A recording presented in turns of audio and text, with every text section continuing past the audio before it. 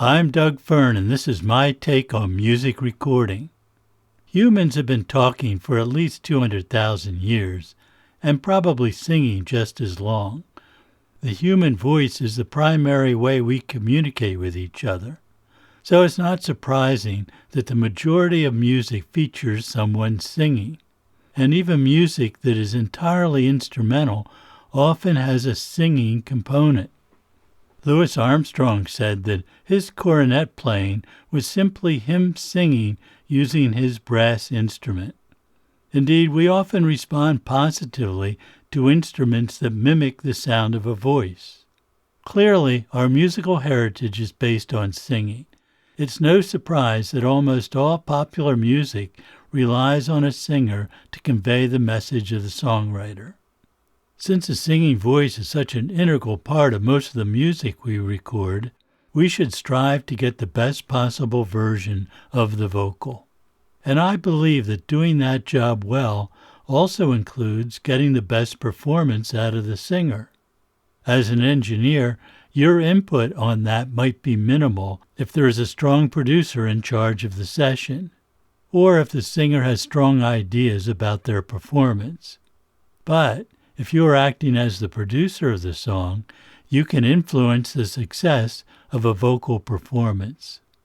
I'll get into microphones and such later, but first I want to talk about the art of getting the best performance from a vocalist. I should mention that many of these things apply to any musician playing any instrument. The studio can be an intimidating place for many performers. Even if they have had years of recording experience, they still perform under the weight of knowing that what they do that day may live on forever. They want to get it right, as do we all. To help them, we have to provide the atmosphere where they can do their best. I've found that even top singers respond well to your sincere approach to recording them. I make it a point to get to know them, at least a little, before we hit record. I do that in the studio or other comfortable place. It doesn't take long. Just look at it as two human beings making a connection. You need to let them know that you are there to help them get the best performance possible. You're on the same side with the same goals. You don't actually say those words, just give the reassurance to the vocalist, and they will likely respond well. The best engineers are always excellent at dealing with other humans. Next, you should make the studio a welcoming place. Some singers like an audience in the control room. Others want no one extraneous hanging around. It's a bad situation when extraneous people are hanging around and not involved in the vocal recording. You may have to remind them to stop talking and help the singer by eliminating distractions. Often, those people will leave the control room or studio at that point. The studio should be set up to help the singer relax. Ask what they need. Sometimes they do not know, so it may be up to you to determine what will make them comfortable. Do they need a music stand? Where would they like it placed? Do they want to face the control room window or face away? Do they want the lights dimmed? I've worked with singers who want near total darkness and others who want a bright and exciting environment. Make sure the temperature of the room is comfortable and change it if necessary. Be sure they have what they need. It could be a bottle of water. It could be a cup of tea. Try to accommodate them. For most singers, the vocal performance is a very personal thing. They are putting themselves out there for the world to hear. If they wrote the song, their involvement with the music is even deeper. The lyrics mean a lot to them. No matter how serious a song is, there should always be an atmosphere of fun. It doesn't have to be laugh-out-loud fun. The experience just has to be enjoyable for them. You rarely get a good performance from stressed-out people. To help them, you may need to help them relax. And that applies to high-energy songs, too. They don't have to be half asleep, but they should be comfortable so that the mechanics of getting a good take are fun, not stressful. Many singers start out tense. If you are the producer and know the artist well, it may only take a few words to remind them to loosen up so their voice does not sound pinched. With singers you have worked with previously, you should be able to set up the levels in any processing ahead of time. It may take a small tweak here and there, but it should sound good right from the start. Keep in mind that singers usually end up being about 6 to 10 dB louder when they reach their warmed-up level. You can set the levels accordingly. The headphone mix and volume can make a difference too. I have talked about that in a couple of previous episodes. For any performer in the studio, they will do their best when what they hear back sounds great. If you have done everything right, it will sound great to them right from the start. That will inspire them, and you'll get a better performance. If it sounds lousy, they'll be discouraged, so don't let that happen. I always record the first run-through. You are almost certain to discard it, but it can be helpful for the singer to listen to what they did. Most will hear right away any adjustments they need to make in their singing. If after a while getting it right has become a struggle, listening back to that first version may help clarify some things for the vocalist. You might even end up using that performance in its entirety or parts of it in the final mix. There is something about the throwaway quality of a first run-through that may be the best take you are going to get. But usually it takes a few times through to get the best performance. Know when to stop trying. This is a decision made by the singer, the producer, and sometimes with input from the engineer. Every performer will reach a peak point, and then the quality will start to go downhill. Maybe a break will help, but I usually find that does more harm than good. Singers often have to keep multiple things in mind as they sing, and a break can ruin the concentration. Occasionally, you might have to come back another day, if that is an option. One problem is focusing on the details of the performance and not the overall impact. It's easy to get so obsessed with getting every nuance correct that the main purpose of the vocal is lost. Sure, you can make a composite version out of many takes, picking a line from this take and a word from that one. Digital recording makes that simple. However, I always strive to get one great take from beginning to end. There may be a few imperfections in that performance, and you have to decide if those are fixable or if they are minor enough to ignore. This may be a collaborative decision of all involved, but the engineer has to know what is possible to correct and what is not. For example, if the singer changes the phrasing or the words or melody slightly, it might not work with a previous or subsequent take. Some singer-songwriters will change the words from take to take. If you notice that, ask them if that was what they intended. Often the singer is unaware that they changed something. Usually this is only a concern if it affects the storyline, but changes might make a composite vocal more difficult or even impossible. We have the tools available to salvage a take that has the right spirit and feel, but suffers from some problems. This has made perfection the goal for most people. I'm not sure that's the best approach. Sure, sometimes there'll be just one note or a few that are sharp or flat enough to be a distraction. Those can be fixed, either through pitch correction software or by finding another take that has the note more in tune. I am always more interested in the emotional impact of a vocal than I am about its perfection. It's great when you can have both, but I will always go with a bit of imperfection if that is the best take to connect with the listener. Think about great vocal performances from back in the day when everything was recorded at once. There was no option to punch in, pitch correct, or comp a vocal for multiple takes. They may have recorded the song a few times before they got a great performance out of everyone, but that was as far as they could go. Those performances were imperfect in many ways. Singers were off pitch or flubbed a word. Their phrasing might not be consistent. That did not stop the song from being a hit and a classic that is still valued today. The performance affected the listener in a way that was meaningful to them, and that is the most important thing.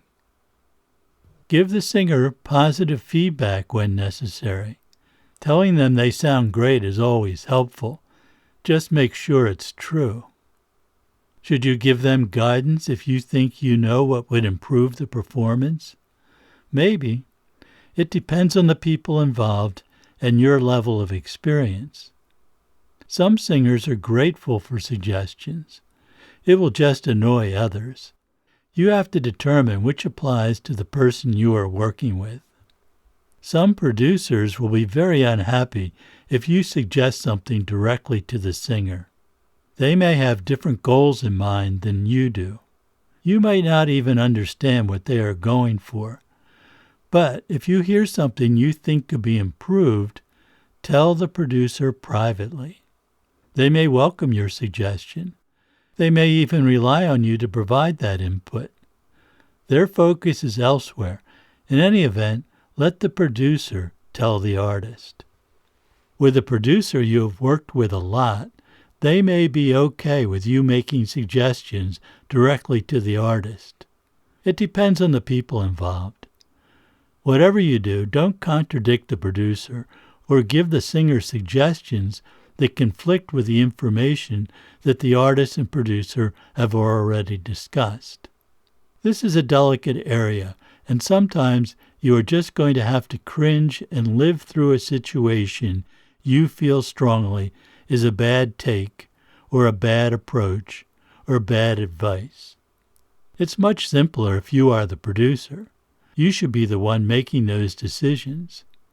But listen to your engineer, too. They can be a valuable source of experience. And just a word about criticism in your role as producer. If the vocalist seems to be having a bad day, you might just have to keep quiet and try to get the best take you can. But if you recognize a broad problem, it can be useful to the singer to discuss it with them. But don't do that during the session. There may be exceptions, but during the session is not the time to try to fix big problems. As always, it depends on the people involved, and it's your job to understand the personalities. My rule is to avoid bringing up criticism during the session, or even at the end of the session. Wait at least a day, and preferably longer, and then diplomatically bring up the topic. It should always be collaborative, not one-sided. You cannot dictate a solution and expect cooperation. Explain that you have been thinking about their vocal and you think you might have some ideas about how to improve their performance in the studio. If the artist has trust in you, they should be glad to hear your thoughts. Every creative person should want to learn new things to improve their art. This is entirely dependent on the people involved. Don't make the situation worse if the collaborative spirit is not there. And during the session, if you have a minor tweak to help the singer, think about what you are going to say and phrase it in a way that builds trust with the artist. Perhaps it is the pronunciation of a word, a change in phrasing, or the emphasis on a particular word.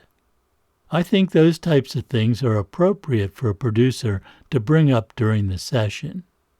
But another rule I have is to never tell the singer to change more than one thing at a time. During the take, you may have made a list of nuances you think need addressing.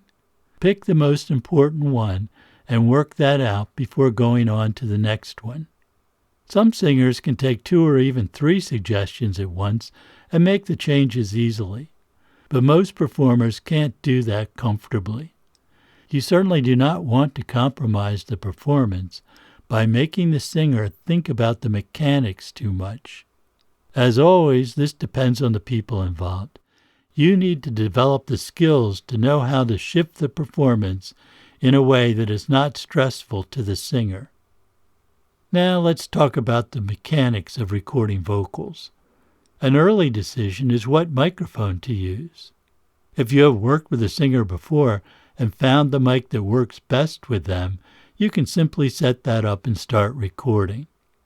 However, if the song is very different from what you recorded with them in the past, you might want to consider whether your standard mic makes sense in this new context. With a new voice, I find it helpful to listen to them in the studio a bit if they are willing to run down the song at that point. Or maybe they have a demo of the song you can study ahead of time.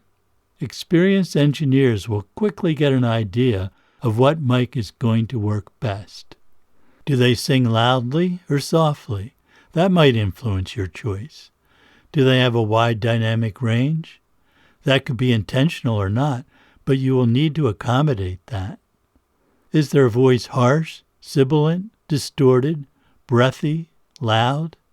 Is their voice out of balance with too much or too little bass, mid-range, or highs? Those characteristics will influence your mic choice. Do they have good mic technique? You won't know this until you set up a mic, so you might have to wait to see what happens and make a change if necessary. If you have a wide collection of mics, you may have many options to try. If you have only a couple of vocal mics, your options are more limited. You might want to set up a few candidate mics and have the singer sing a few lines of the song into each with the track and see what seems best. I would be careful with this, however. You don't want the mechanics of the studio to distract the vocalist. On the other hand, if you think you may need to try different mics, have them set up and ready to go ahead of time. You don't want to interrupt the artistic flow by taking 10 minutes to set up another mic. Most singers are fine with a bit of experimentation, but don't overdo it.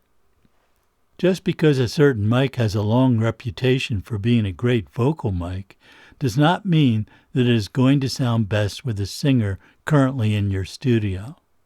I'll give you an example. When I first started working with Corey Lynn Green, she had virtually no studio experience. In fact, she had never sung into a microphone in any situation. I knew her voice from the demos she'd made with her phone, and I had a fairly good idea of what I might use to record her. My first thought was an AEA R44, but would that be a good mic for a beginner with no experience? I had some reservations, but I was delighted to find it sounded great on her voice, and with a couple of suggestions, her mic technique was excellent right from the start. I was totally happy with the sound, but was it the best choice? I wanted to try some other mics, if for no other reason than to confirm my initial choice. I set up a U47. I almost always use my variable pattern condenser mics in the bidirectional setting, and that's what I tried on Corey. Sounded good, but not as good as the R44. Next I tried an M49, which I like on many voices. On bidirectional, of course. It, too, sounded very good. Either the U47 or the M49 would have been good matches for her voice, but the R44 brought something special that complemented her voice perfectly. She heard it, too, when I played back the samples of the three mics. There was no question in her mind which one she liked. So that is what I used for that session, and for every session since. Along the way, I did try different mics when I thought I might add something for a particular song, but the only other mic I ended up using on a song was a C12 on one section of one song where I needed a more aggressive sound to contrast with the other quieter parts of the song. By the way, those three excellent condenser mics were all made by Flea in Slovakia.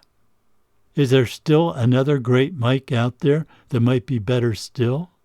Perhaps, but I like the intimacy of the 44 and its super smooth sound. It is perfect for Corey's voice. As much as I like the R44, it's not the right choice for every singer. It comes close to being my universal vocal mic, but some of the people I record sound better on a different mic. In addition to the U47 and M49, over the past few years, I have used a Horch RM2J, a Shure SM7B, an AEA KU4, a Coles 4038, a Bach 251, and even a Sennheiser KMH416 short shotgun mic on singers. Each choice was based on the singer's voice, the song, the accompaniment, and the need to be able to hear the words. In the 1970s, I used a U87 on most vocals. It was a standard back then. The older standards, the U47 and C12 in its various incarnations, were also popular. But I recall one session where a Neumann KM84 was the best choice. The KM84 is not thought of as a vocal mic, but sometimes something unusual turns out to be the best thing. On every sound, I first try what seems to be the best choice, based on my previous experience. That's usually fine, but if there is something not quite right about that mic, I try to analyze what it is that I don't like about it, and then think about what else in my collection might address that problem. It's true that any decent mic will give you a viable vocal sound, even live sound mics. But if I can find something that works really well, why not use it? The right mic choice means you will have to do little or no processing on the mic. On ribbon mics, you will probably need to roll off the low end a bit due to proximity effect. But beyond that, I don't recall using any EQ on a vocal track in decades. I am a firm believer in doing as little to the sound as possible. The results always sound best that way to me. You might have to use some EQ on some voices with some mics, but a range of available mics usually makes that unnecessary. If you need to use a lot of EQ, it is an indication that the mic is not the best for the singer. The mic preamp will have a large effect on the sound too. Not as much as different mics, but the right preamp could make the difference between a lackluster vocal sound and a great one. A good preamp will make all your mics sound better. As someone who designs mic preamps and other outboard gear, I naturally prefer the sound of the products I designed. After all, I designed them to fit what I thought sounded best. But your choice may be different.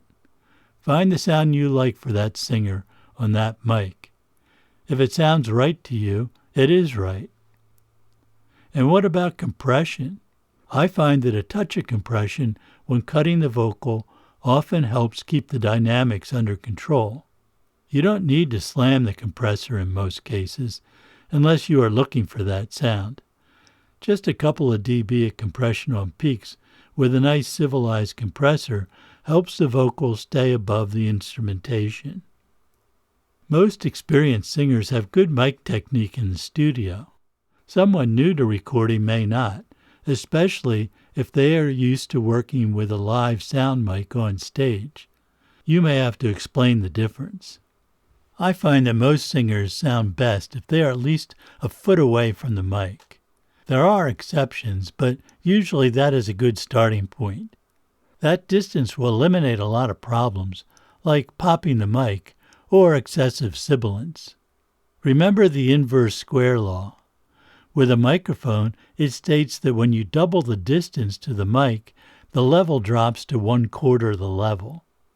And when you half the distance, the level goes up by a factor of 4. That's a lot of change, and it will be audible. Actually, with directional mics, the level variation is not quite that severe, but it is still significant.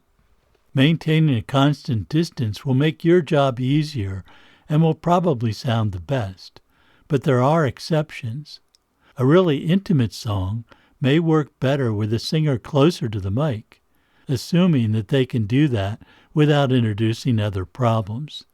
And remember the inverse square law. The closer they are to the mic, the more critical it becomes for them to maintain a constant distance.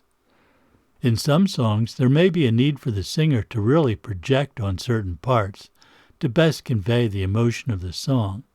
In that case, experienced singers can back away slightly during the loud parts.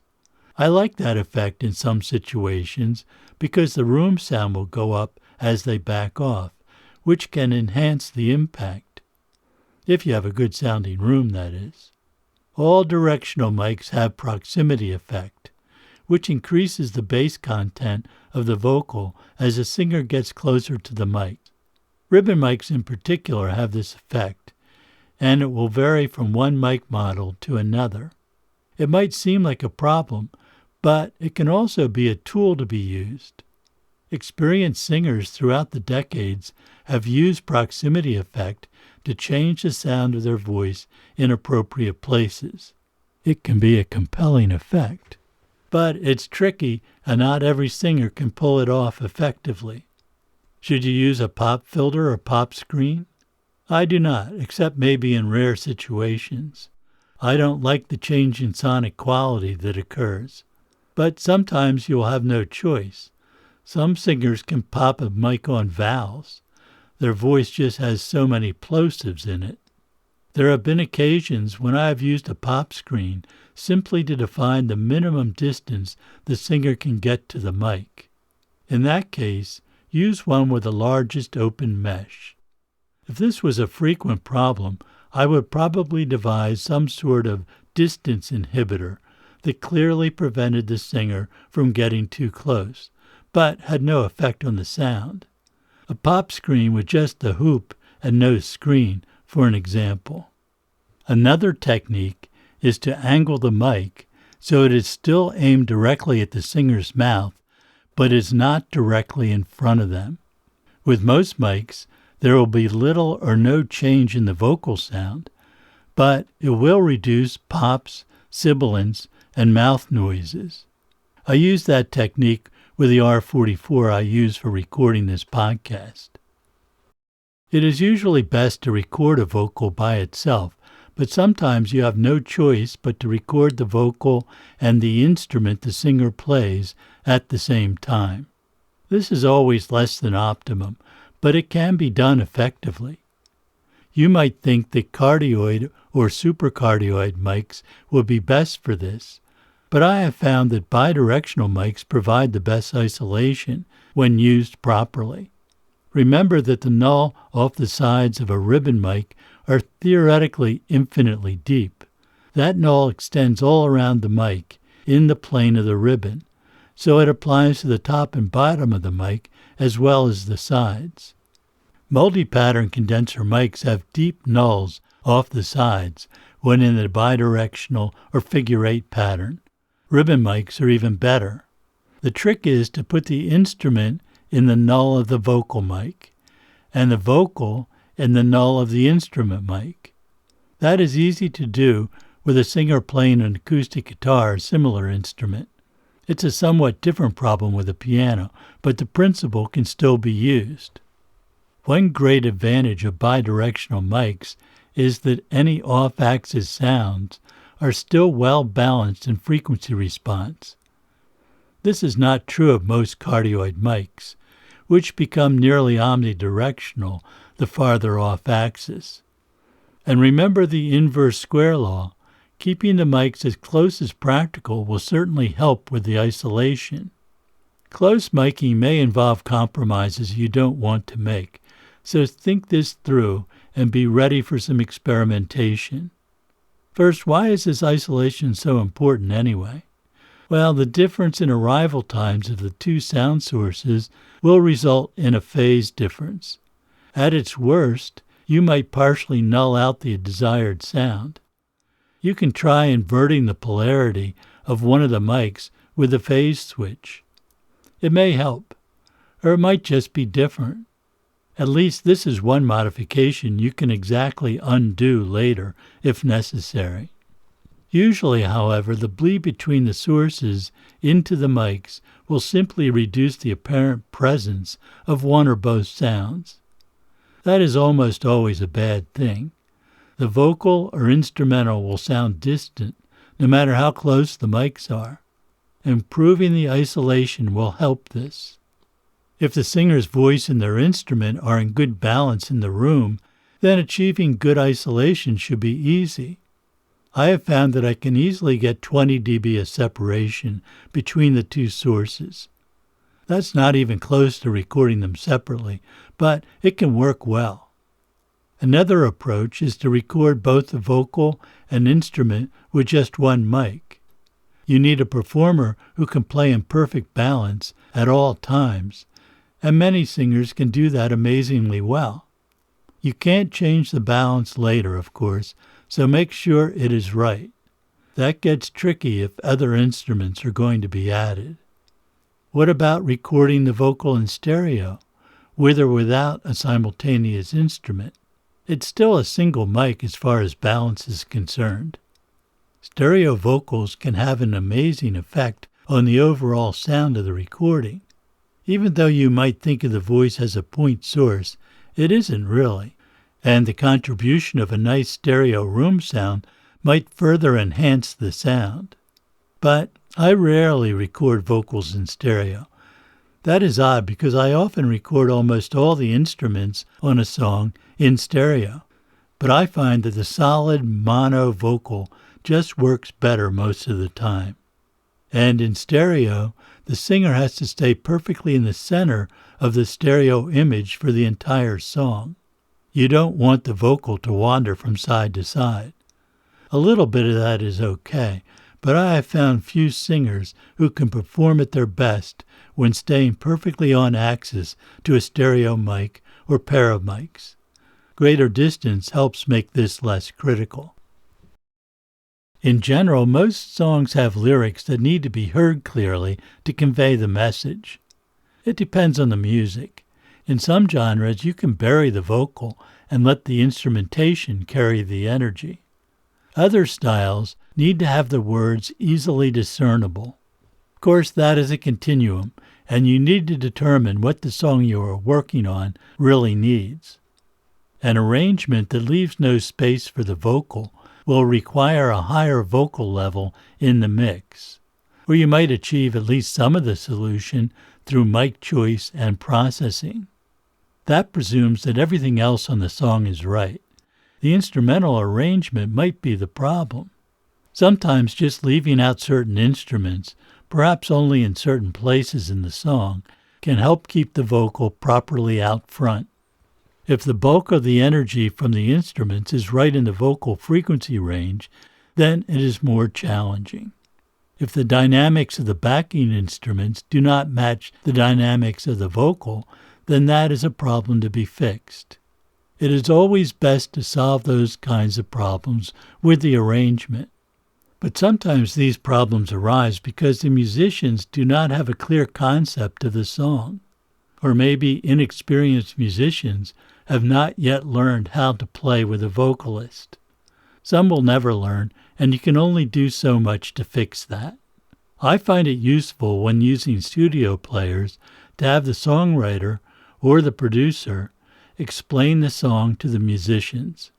A lot of musicians do not listen to the words and don't have a clear concept of the message the singer is trying to convey. If you did all these things right to begin with, the mixing process should be easy. I have done songs where I found the right balance and just left the faders in one position all the way through the mix. The song mixed itself, so to speak, but only because all the ingredients for an effective final version were already baked into the recording. Often we have problems to fix. This is especially true if someone else cut the tracks, or multiple people worked on various overdubs. You can't beat a situation where someone has an overall vision from the song from its inception. If there are words or phrases that are getting lost in the mix, you might be tempted to put more compression on the vocal. Sometimes that works, but most of the time, in my experience, the problem remains. Sometimes it is the attitude of the vocal that needs changing. Singers may have to learn how to vary their level of projection. Projection is not always the same as loudness. With automation, you can micromanage the vocal level and get every word to be audible. It can be time-consuming, but sometimes it is the only way. Make sure your manipulations are not audible. You do not want to create a new problem to deal with. What I often do with a song that is challenging to get the vocal level just right is to play the mix back at very low level. I then leave the control room and listen around the corner. It should be no louder than quiet background level. Can I understand all the words? Do I need to bring the vocal up? Or maybe the vocal seems too loud in that listening situation and I have to reduce its level. Or maybe the instruments are getting lost when the words are easily understood. You may have to untangle all that in the mix. Are there important words getting lost? Can I automate the level as needed to fix that? Is there an instrument that is masking or conflicting with a vocal? What do I need to do to eliminate that problem?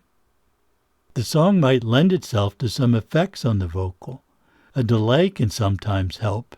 It can make the vocal seem subjectively louder. So can changing the amount or character of the reverb, or using no reverb at all. The song might suggest a more heavy-handed effect on the vocal. There's no formula for this. Do what serves the song best. If you take the same approach to all the instruments on the recording, you will find that additional processing may not be necessary. It might even detract from the impact. Most of the music I record is acoustic-based. I do record other genres, like rock, jazz, punk, R&B, and world music, and I enjoy doing all those sessions too. But acoustic music is my favorite, and I find that all I need for the mix is a little bit of bus compression and overall EQ, plus perhaps some level automation, and I am done. The finished product sounds full, appropriately loud, and you can understand every word. That can be applied to whatever you are recording, no matter what the genre. Good musicians are required, but when all that comes together, you can focus on getting the perfect vocal performance. And you don't have to worry about how you're going to fix it later. Thanks for listening and commenting. If you know someone who you think would benefit from this podcast, please let them know about it. Send any comments or suggestions to dwfern@dwfern.com. Thanks. This is my take on music recording. I'm Doug Fern. See you next time.